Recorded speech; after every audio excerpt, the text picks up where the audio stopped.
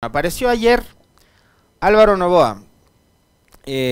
Comentábamos con respecto de los 5 precandidatos presidenciales casi confirmados, entre los cuales se ubica Daniel Noboa Sin, que fuera asambleísta hasta hace pocos días atrás, en que el presidente Lasso les mandara a su casa a todos los legisladores. Fue presidente de la Comisión de Desarrollo Económico, asambleísta por la provincia de Santa Elena, ¿no? Tiene su movimiento propio, y hablamos de él como candidato presidencial, uno de los confirmados, y que estaría auspiciado por los despojos de lo que fuera Alianza País, hoy Mover. Bueno, ayer apareció su papá, don Álvaro Fernando Noboa Pontón. Adelante, ecuatoriano, adelante era, ¿no? Veamos, ¿qué es lo que dijo Alvarito? Ecuatorianos, con Dios, el pueblo del Ecuador está atravesando momentos muy difíciles. Por ello, he aceptado el pedido del pueblo ecuatoriano para trabajar con ellos, con los ecuatorianos, como presidente de la República del Ecuador. Vamos juntos, ecuatorianos. Trabajemos hasta la victoria siempre, ecuatorianos. Los amo con todo mi corazón. Bueno, el Javier, que sabe mucho más de fútbol que yo, me decía si Eduardo Maruri era el jugador no programado, Álvaro Noboa es el falso 9. Me vas a tener que explicar qué es el falso 9, un jugador que viene desde atrás. Ah, está adelante. Ya, bueno, yo no entiendo de tácticas de fútbol. Ya, el Raúl González era un falso 9. Ya, ok, ya, gracias Javi, muy amable. Bueno, ya no es así, pues no. Adelante, Ecuador, adelante. Ahora es así, puño en alto. Me llama la atención, vaya, o sea, han pasado los años. Álvaro Noboa, según los datos que de él se tienen en internet,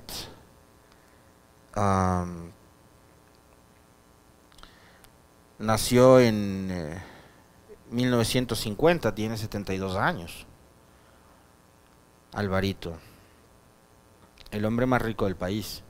Y obviamente el paso de los años, finalmente a uno le terminan pasando factura, ¿no? Por eso es que le tengo tanto miedo a envejecer. Y bueno, no me voy a meter a hablar de esos temas porque yo desconozco cuál es el cuadro clínico de Álvaro Noboa, pero le vemos que tiene tendencia a temblarle cada vez más la mano o el brazo derecho, por ejemplo, ¿no? No sé, bueno, tiene 72 años el hombre. Esta, según los datos que de él, como les digo, se tiene en internet, si es que se lanza, vendría a ser su 6ª candidatura presidencial. Él fue auspiciado en el año 1998, en que peleó la presidencia de la República con Yamil Maguad por el Partido Roldosista Ecuatoriano. Era el cuadro que tenía Abdalá Bucaram y el PRE para tratar de recuperar la presidencia de la República que les había sido arrebatada en el año 97, después de que le ganaran en el 96 la segunda vuelta a Jaime Nebot y al Partido Social Cristiano. Entonces, y fíjense ustedes, se enfrentó a Maguad. En esa época el partido Democracia Popular junto al PSC y todo ese grupo tenían el control de las autoridades valga la redundancia, tenían en sus manos a todas las autoridades de control. Tenían controlado CNE, cortes, tribunales. Todo estaba en manos de la Democracia Popular, del PSC y de la Izquierda Democrática, que eran las organizaciones políticas dominantes de esa época. Se comenta muchísimo con respecto de la legitimidad de aquella elección, de que si Mahuad le ganó legítima y legalmente a Noboa o no. Que esa fue una disputa muy cerrada, muy peleada, también es verdad, y ahí es que se originan un montón de rumores, de especulaciones, que no han dejado de alimentarse durante todo este tiempo y a pesar del paso de los años, con respecto de a qué es la elección de Mahuad como presidente de la República en el 98. Entonces, después de la elección del 98, en que le gana Mahuad, Mahuad es derrocado, termina el periodo el doctor Gustavo Noboa, y en el 2002 volvemos nuevamente los ecuatorianos a las elecciones. De hecho, esa fue la primera elección presidencial en la cual yo voté. Recuerdo haber votado en la primera vuelta por Rodrigo Borja. Y les voy a contar un secreto sobre mi voto. El voto no es secreto, ¿no? Pero les voy a contar por quién voté en esa segunda vuelta. En la segunda vuelta llegaron Lucio Gutiérrez y Álvaro Noboa. Yo estaba saliendo de la adolescencia. Entonces mi reflexión era votar por Gutiérrez, un militar ecuatoriano. Cuando estaba en auge el tema del chavismo en Venezuela, apareció Hugo Chávez, ¿no? Y la tendencia esta del bolivarianismo. Pero a mí Gutiérrez no me terminaba de convencer. No sé, veía algo en sus cachetes que no me convencía. Y dije, no me voy a arriesgar y no me voy a comer el cuento de que en Ecuador va a pasar lo mismo que con Chávez. Y no pasó. Porque si bien en esa época Lucio quería parecerse a Chávez, a Ollantumala, qué sé yo, después terminó más bien coqueteando con y gobernando con la derecha. O sea, recuerden que Lasso fue parte del gobierno de Lucio. Y yo dije, nada, voto por Álvaro, al Álvaro le votan igual que a Bucaram en 6 meses y volvemos nuevamente a elecciones y se acaba esto.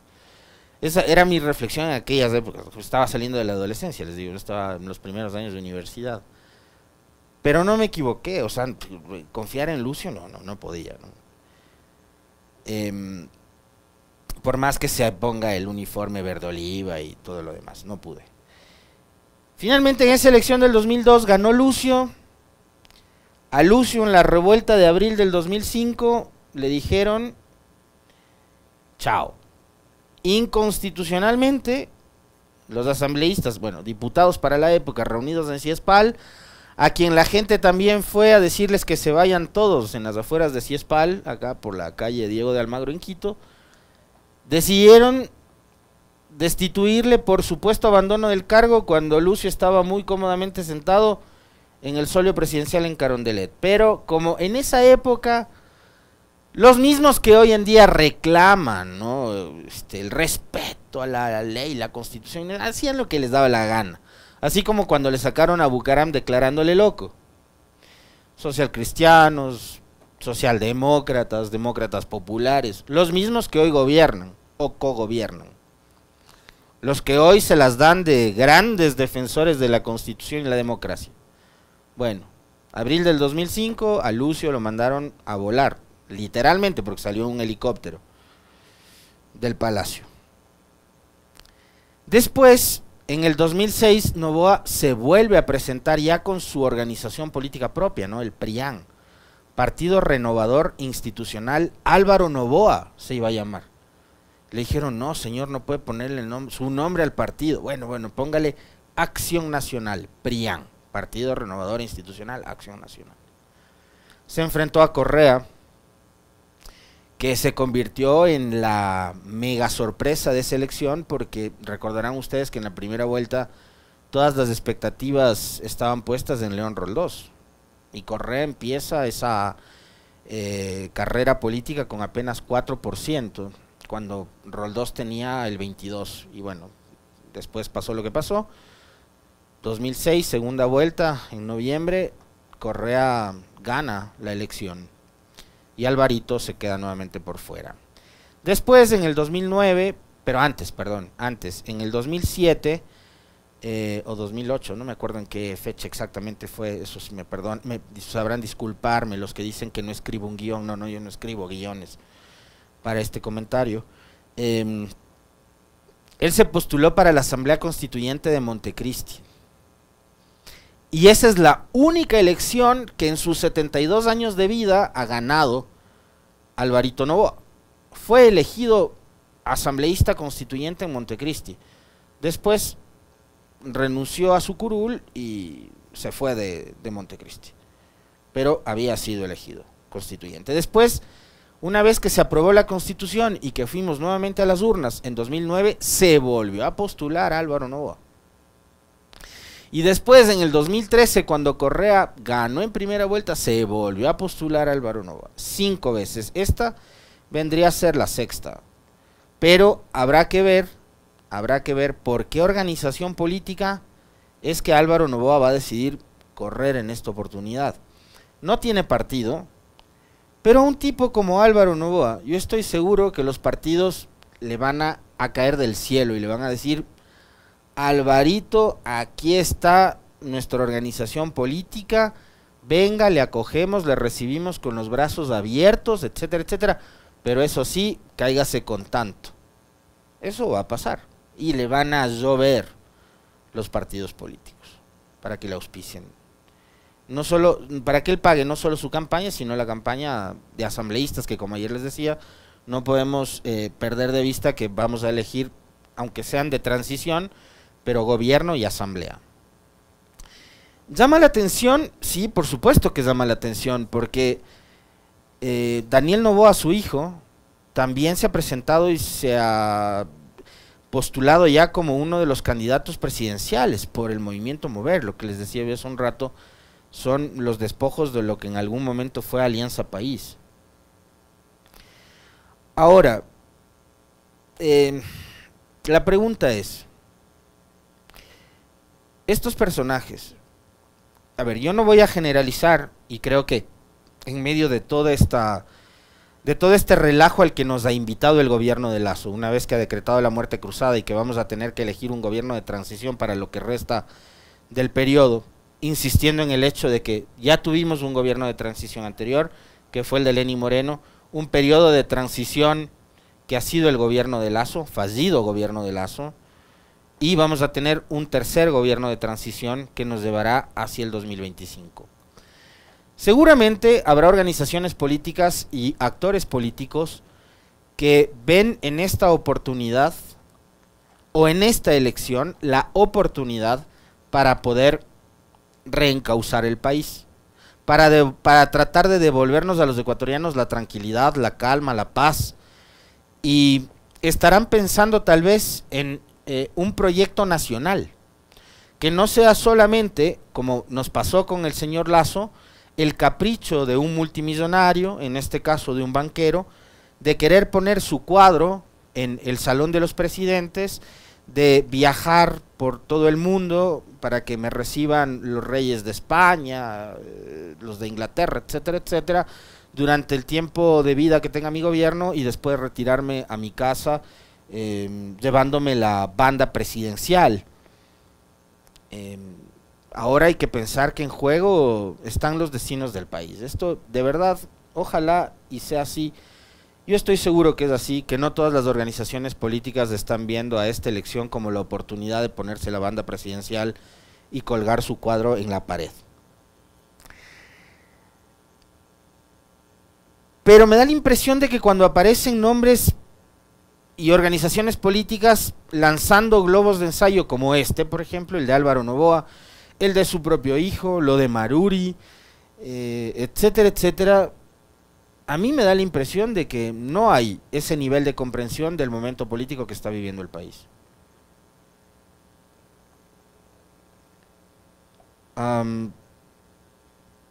¿Qué pasa o qué va a pasar después de la elección, una vez que asuman funciones las nuevas autoridades?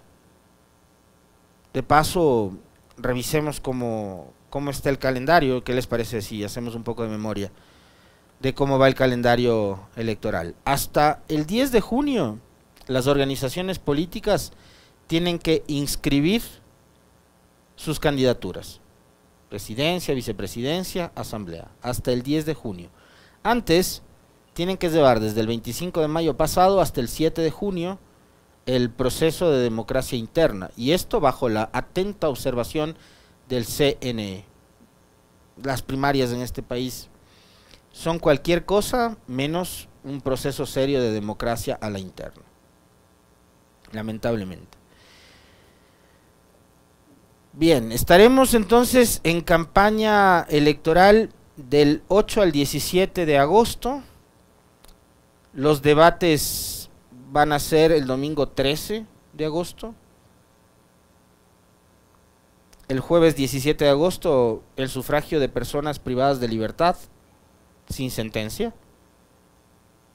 El viernes 18, el sufragio del voto en casa. Y finalmente, el domingo 20 de agosto, estaremos todos los ecuatorianos convocados a las urnas. Si es que hay segunda vuelta, esta segunda vuelta será el 15 de octubre y finalmente en noviembre la entrega de credenciales a las autoridades y la posesión del nuevo gobierno, noviembre de este año. Es decir, antes de finales de 2023 vamos a tener un nuevo gobierno y el próximo va a tener todo 2024 y lo que queda entre enero y mayo del 2025 para medio tratar de arreglar todo este desastre y este caos que nos dejará heredado el señor Guillermo Lasso. ¿Serán conscientes la gran mayoría de los partidos políticos y organizaciones y actores políticos de este tema?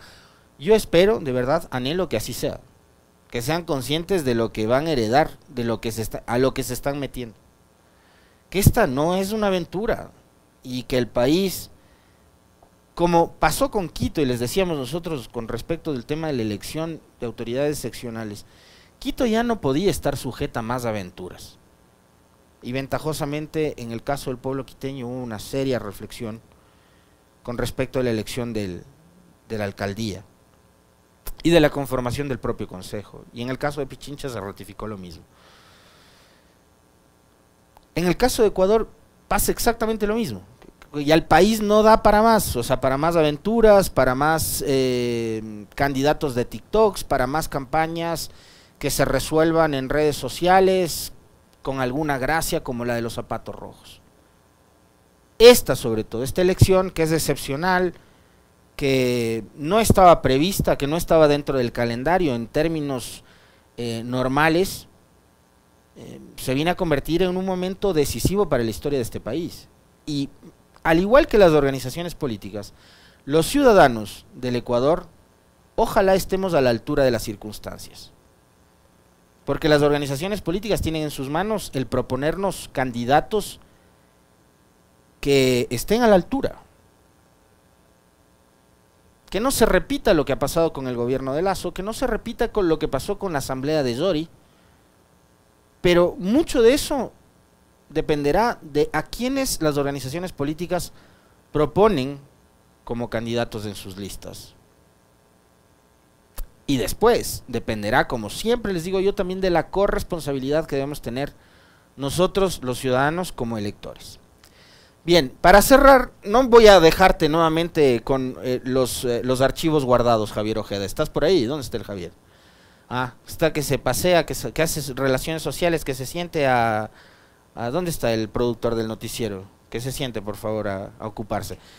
La CONAIE, perdón, Pachacutic y su coordinador político publicó una carta días atrás, ¿no? El coordinador de Pachacutic, Marlon Santi, a través de esta carta, dirigida a Leonidas Issa, presidente de la CONAIE, le propuso ser el candidato presidencial.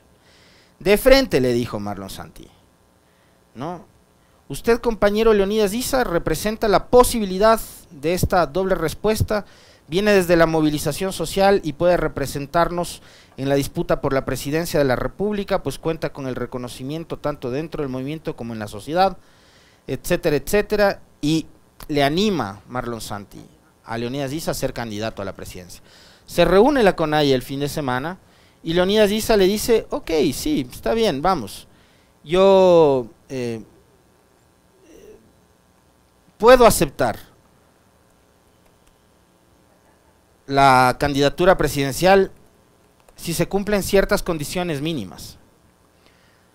Que Marlon Santi dé un paso al costado en la coordinación política de Pachacutic, que asume esa coordinación Guillermo Churuchumbi, que los ex asambleístas que traicionaron al movimiento sean separados de la organización política y construir un proyecto amplio de izquierda. Bueno, esas condiciones aparentemente no van a ser aceptadas. Lo han dicho así representantes de la línea que sigue Marlon Santi, ¿no? Cecilia Velázquez ha dicho, no hay cabida para el anarquismo en Pachacutic, con el coordinador Marlon Santi.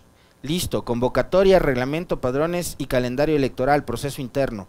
Ningún adherente militante puede arrogar sus funciones. Incitar, conmoción social, interna y expulsión. La señora Velázquez le dijo a Isa que es un anarquista.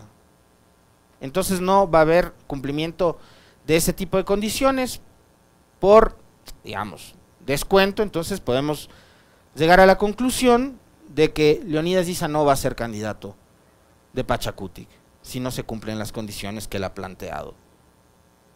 Y claro, Isa seguramente habrá pensado que, perdón, Santi habrá pensado que a Isa le seduce muchísimo el ser candidato presidencial, y se topó con la negativa de Isa, quien plantea estas condiciones, que son condiciones mínimas además, ¿no? Para tratar de poner un poco de orden al movimiento político, que es el brazo justamente político del movimiento indígena.